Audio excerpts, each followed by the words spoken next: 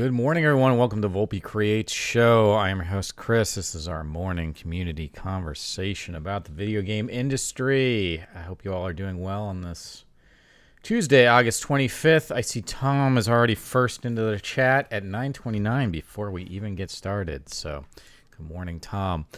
Real fast, a reminder, we have GDEX coming up very, very soon, October 15th through the 18th here in Columbus, Ohio. It's our gaming conference and expo. I know people keep asking what this thing. There's like a little lumbar support thing that keeps falling down back here. I don't know if there's a way I can make it stay up, but anyway, GDEX, you should come to it.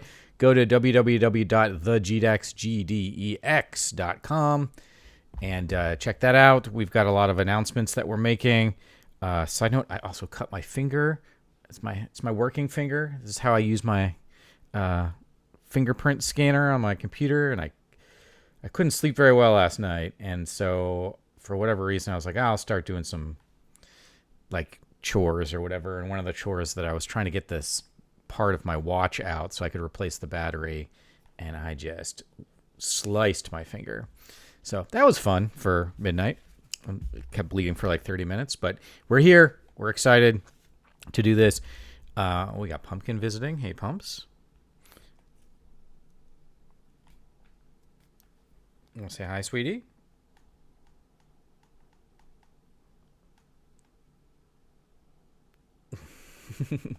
All right. Today, we are going to talk about how they're always lying to us and how AI is going to fix everything. So strap in. It's going to be a fun time. So I was watching a video today, and I'm going to post it on the description for this video. It's called The Biggest Mistake in the History of Hollywood. And it is by Slidebean, I guess. Well, I'd never heard of. The YouTube algorithms presented them to me. And they were talking about, first started talking about how he was watching Blade Runner 2049. And he noticed some weird color banding on his 4K Netflix version. And so then he started testing his TV, testing his internet connection, testing different services. And they all had it. And he got him thinking about what is going on, and it really tied into what is happening a lot in the video game industry. I know, sweetie. I'm going to put you down. Ow. Ah, that hurt. Oh, man, that hurt a lot.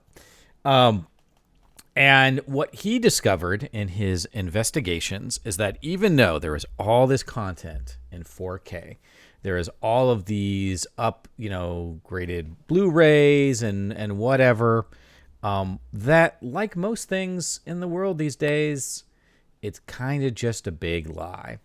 And he began to look into it, into this rabbit hole. And again, I highly recommend you watch the video. It's pretty interesting. And some of you may already know some of this stuff. But in essence, keeping it real short here, that even the 4K videos, or 4K movies, I should say, are generally almost always, like 99% of the time, are working from a 2K digital intermediate file. So, whether it's shot on film or whether it's shot digitally, and old movies used to be shot on film, they were cut from film, and then that film was replicated and then sent out to movie theaters. So it was just film all the way, right? 35 millimeter shot, yada, yada, edited, all of that stuff. So like the film was literally cut. And it's kind of funny because I think some of you or most of you know this, but I have a degree in photography. And so I graduated OSU in Ohio State in 2005. Sorry. Yeah. 2005. And that was like probably 90% non-digital, like physical media, maybe 80, 90%. But even that is high because I wanted to use the digital tools. A lot of other, like my cohort, didn't really mess around at all with the digital tools. So like the new digital scanners, the big printers, none of that. So it was mostly me and some friends who were really like into photography and wanting to understand sort of the start of the digital experience. So everybody else, it was almost 100% physical. So where I was used to processing and slicing and cutting and all the like physical cropping and all that stuff. But I think one of the interesting things is that in the early days, even when you were scanning, like a lot of the scanners weren't giving you like full, like really high quality resolution scans. And if you were getting those, the file sizes were gigantic. And so you needed to have giant hard drives to hold all of this. And thus we kind of get into the issue that's going on in movies, is that in order to really do a full 4K scan, you would need a lot of hard drive space, and you would need the machines and the computers being able to scan and render all of that. Now, I forgot to mention, this is episode 50, so exciting times of the show today. But, a lot of our 4K Blu-rays started in the mid to late 2000s, and so these weren't the most powerful computers by today's comparison. And so what's going on is that we're actually getting not only a lower quality version, so it's not actually 4K, it's an upscaled 4K based off of a 2K intermediate file, like an intermediate render, that those files eventually become compressed, because a full, and this is the case of the video I was making, a full 4K print, and I don't remember what the movie was, maybe it was Big Fish. He talked about Big Fish for a bit. But anyway, generally a full 4K non-compressed movie is going to be over 1.5 terabytes of data. Who is going to keep a 1.5 terabyte movie? Even theaters aren't going to do that, right? So the movie has to be compressed. Now, there's various compressions, various standards, codecs, all that jazz, right? But you're generally going to have to get the file size down to somewhere probably around 500 gigs to maybe 800 gigs at a minimum before you send it out to theaters. And you can even compress it more than that. But think about that. Let's just say we'll round up for fun, and we'll say it's a terabyte. So we've chopped 700 gigs off the file. No hard drive is still going to hold that, right? 1 terabyte file. Like most computers have like a 1, maybe a 2 terabyte hard drive in total, not for one film. But certainly no streaming service is going to provide you with that level of bandwidth, right? Like even folks that have the gigabit speed, most of the time you're not hitting a full gigabit. Obviously, you're not doing a gigabit all at once, but you're not going to be getting your full gigabit. So you might be getting 500, 600, 700 megabits per second. You're not going to be able to stream a file that's 1 terabyte in real time. So those things are compressed either through actual like physical file compression to be on your hard drive, or through a video compressor so that it can stream to your sorry, I'm a little itchy today too. Today was the first day. Man, there's a lot of new firsts. I actually had to turn my heater on today because it was a little chilly this morning. So now all the dust and stuff is blowing around in the air. A lot of things going on in Christopher's world here.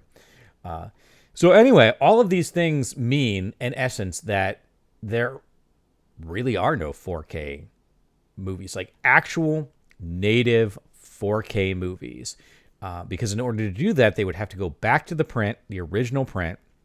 They would have to then scan it all in 4K. They would have to recut it, re-edit it, do all the special effects. They're just not going to do it, right? And the special effects are another thing that's a big deal, which is the vast majority of the time, again, even for 4K movies, the special effects are actually being rendered at a max of 2K. Now, it's brought up that most of us don't really notice that, because when you're sitting in a theater, even though it's a big screen, you're sitting really far away from the theater.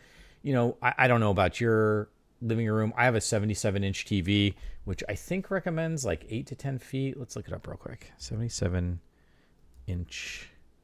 I also can't really type here. TV sitting distance. There we go.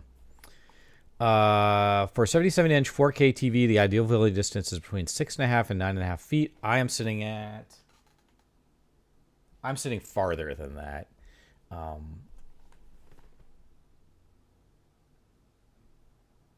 I'd say I'm probably sitting about 12 feet away. from my TV, give or take. And things still look great, and I think it's really an enjoyable experience. I think my 77-inch TV is really nice. If I buy another one, I'll probably go up to 85 on my OLED. I know they have 100-inch ones now that are like super expensive, but anyway, that's besides the point, right? So in movie theaters, generally it doesn't really matter, but you are losing stuff by changing the codec. You're losing the color. Your color field is shrinking, so the number of colors that you can see is decreasing. And then it comes back to looping around to like the banding and stuff. And this is something that like drives me crazy. I'm not the biggest cinephile in the world. Like I like movies, I like video games, and I want them to look good, but like I don't need them to be like the crispest of the crisp. Obviously I won't say no to that. But things like artifacting, color banding, that kind of stuff drives me crazy. Particularly again, when I have a 77-inch OLED TV that I paid, I think I paid like $2,200-$2,300 for it. So, fair amount of money. And I want them to look good, right? It doesn't have to look perfect, but I want it to look good. And just sort of like editing it and adjusting it is something that I've spent time to make sure that my TV can do well. And there's all sorts of auto stuff that happens that you have to turn off too nowadays, which is another thing. But the same thing is happening in the video game space right now, where just moving into the 4K future requires games to be so large that you're going to be looking at 150, 300 gig files, like game files at a minimum. And on top of that, it takes a lot more time and effort and energy to make those 4K files as opposed to a 2K or a 1K. And so we're firmly now in a space, and we have been for a while. It's just people don't realize it, but like it's all marketing gimmicks. It's all marketing hype. Like a lot of the 4K stuff where it's just like, come and see the blah, blah, blahs. It's not true native 4K. It's upscaled. It's up-resed. And this is where I think I'm going to kind of give AI a little bit of a thumbs up. In that, I don't think we're there yet. I don't think our upscaling, even though it's getting better, you can look at PSSR 2.0, and the upscaling on that looks pretty slick, though it does have some artifacting, you'll particularly around like certain textures and liquids. You can totally see it. But an AI upscaler is one of those things that if it can do it well, it can probably make that 2K to 4K jump and make it look extraordinary. But ultimately, still at the end of the day, it's not the native source file, right? So the question is, can the AI upscalers function in a way that is, in essence, indistinguishable from what the native film shot would be or the native 4K game would be? And that opens up the door for the conversation, and this is where I think a lot of like the really hardcore cinephiles, the moviegoers, come into. It's very similar to the conversation that was happening around music when CDs were coming around, when digital music was coming around. But like, what is the author's intent here? What is the designer's intent for this? What is it supposed to look like? What are the blacks supposed to look like? What are the colors supposed to look like? And just moving from physical to digital already creates a series of issues around that, because you think about like, go back and watch an old CRT TV, and there's actually been some really interesting videos. Maybe I can find one. I'll throw it in the description too. But there's been some really interesting videos about how digital games actually look really rad on a CRT TV because of the way that the CRT physically is showcasing like motion and movement, whereas digital is always coming up with these like little techniques to avoid ghosting and motion blur and then those kind of things. CRT TVs are doing that all like physically in the real world. Like there's a natural sort of physical component that tends to just blend motion and make it look a lot just cleaner, smoother. It just has a good flow to it. Even if it's a, PS5 game and you can do a converter and move it into a CRT. Now, I'm not recommending everybody go out and buy CRTs. Like a 77-inch CRT television would be insanely expensive and would weigh. I mean, you'd have to get a rear projection for something like that probably. But just out of curious, weight of, oh my gosh, a 77-inch CRT TV. Let's see if we can. Direct view 77-inch CRT TV was never mass made because of the massive weight requirement for the glass tube would make it structurally impossible to safely build and mount. So there you go. Yeah, most of your CRT TVs topped out around 40 inches. I remember my friend had a 40-inch TV, and it was amazing when we got there. And I eventually ended up getting a rear projection TV. It was the first purchase I ever made. I was like 16 with my own money. First like big purchase, and we ended up getting it as like a pretty good deal. I think we got it at Service Merchandise, if I remember. That place isn't around anymore, but it was a floor model, and it did have a little bit of burn in because it was being used all the time as a demo floor model. But that TV lasted me like over a decade. That TV was really cool. I loved it, but it was big and it was heavy. It was like a giant piece of furniture. Anyway, that's just neither here nor there. So my contention here is that using AI might actually be able to provide us with that 4K upscaling and possible texture creation in a way that we just won't be able to get because nobody is going to go back to the original media and do it. It's just not going to happen. And all these 4K Blu-rays that we're all being sold, it's a lie. Again, one of my favorite quotes, everything was better back when everything was worse. I think we're seeing that time and time again. Everything is just becoming continuously a little bit worse so that they can save a little bit of money and increase their profit margins, which I think when it comes to art really frustrates me because the purpose of creating art, games, movies, music, whatever, the whole point is the creation, and we should be working to capture and protect that creation as best we can. That's just my opinion on it. I know not everybody shares that, but everybody else is wrong. So anyway, and an example I use that doesn't get talked about too much, but is the Mass Effect Legendary Edition, where you get Mass Effect 1, 2, and 3. So they did a Legendary Edition, which I don't know. I have it sitting over there. I don't know if that... I assume that claims to be in 4K.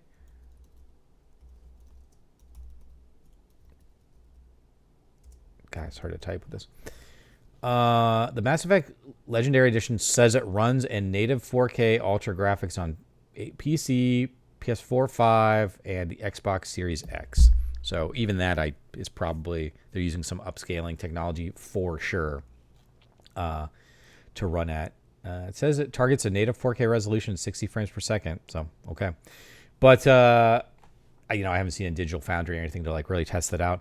But when you look at that, the Legendary Edition, it's Mass Effect 1, 2, and 3, all of which are great games, all of which tell like a coherent story where each game feeds into the next. And each game is 40 to 60 hours as like an RPG, a little bit longer if you're doing all the side content and the DLCs and stuff. There is no way it would be economically feasible for them to go back and retexture and re-render everything by hand from scratch. It just, those 3 games, that's like a decade's worth of game development in its original form. They're not going to go back. There's no way that they would make any money doing that. So what they ended up doing was taking an AI, and this is like early AI, because this came out pre-COVID, right? Release date, or was it after COVID? Let's see. May 14th, 2021. So it was right in the smack middle of COVID there. So they had their AI sampler, their upscaler. It went in and upscaled all their textures, and then they had artists go back in and physically clean everything up to make sure that it looked the way that they wanted it to, and it looked great. So I could see those tools becoming really valuable for trying to get older games up to an actual 4K, and that's really the only way to do it. And as far as movies go, like, you know, it would be awesome if a lot of them went back and actually re-scanned that. But if you're thinking like 99.9% of movies have never been in 4K to begin with, even when they say they're in 4K on the box, they're being upscaled from a 2K intermediate file. Do we really think anyone's going to do that? You know, if I was a billionaire, maybe I would buy, like, start just buying movies and putting them up there in actual 4K or whatever, but I'm not a billionaire. And so the cost would just be exorbitant to do all that. So, yeah, I found the video really interesting. We're seeing that in the video game space where getting into 4K at 60 or 100, like true native 4K at 60 or 120 frames per second, most machines can't handle. It's pretty expensive on the PCs if you're going to get on the PC end. The PS5 has shown that it can handle native 4K at 60 FPS, but not for super intense stuff. And so that's where the PSSR comes in. And I'll grant Sony has the PSSR 2.0 is a really nice upscaler, really nice AI upscaler. By and large, there's still some weirdness here and there that you can see, but I think by and large, it looks really good. But I found it really, really interesting that in essence, of course, we are being lied to this whole time, just like we always are, and that none of our 4K movies are actually in real 4K, and it's leading to a degraded viewing experience, particularly for movies like Blade Runner 2049, which is what started his whole video off, which is a visual masterpiece, and that movie deserves to be, you know, looking as good as it possibly can. So anyway, I just thought it was interesting. A reminder for everybody, I do this every morning at 9:30 Eastern time on Twitch, and then I also post on my YouTube videos. If there's anything you ever want me to talk about, anything you ever want to know, please throw it either in the chat here while I'm streaming or throw it in the YouTube comments on the videos. Let your friends know, share it, trying to get those viewers up. So I'm trying to make sure that I am talking about as much stuff. So it can be about the industry. It can be about game development. It can be about building your indie business. I have a lot of experience in leading a games accelerator, a games incubator, running GDEX, building a games community, building products. I've been doing this a long time. So I know some things, and I'm happy to help. Yeah, Tom, this morning half hour, it always just flows by, doesn't it? But I really appreciate y'all watching. This has been episode 50 of the Volpe Creates Show. I can't believe it. We are just tearing through these now. And really appreciate if you would like and subscribe and all that fun stuff and spread the word so I can get, like I said, I want to have 100 subscribers. I would love to have 100 subscribers by GDEX, but I'm trying to get 100 subscribers by the end of the year. It's currently August 25th, so that seems doable. But slow and steady wins the race. I'm not trying to have a giant channel, but I'm just trying to create a place where people can come and learn and share. Along that line, if you want to join our sandbox.space digital incubator, then you can go to the thesandbox.space/Discord, and you can join us there. It's a place for video game developers and creatives who want to hang out and be a part of this ecosystem. So thank you all for watching. I really appreciate it, and I will see you tomorrow.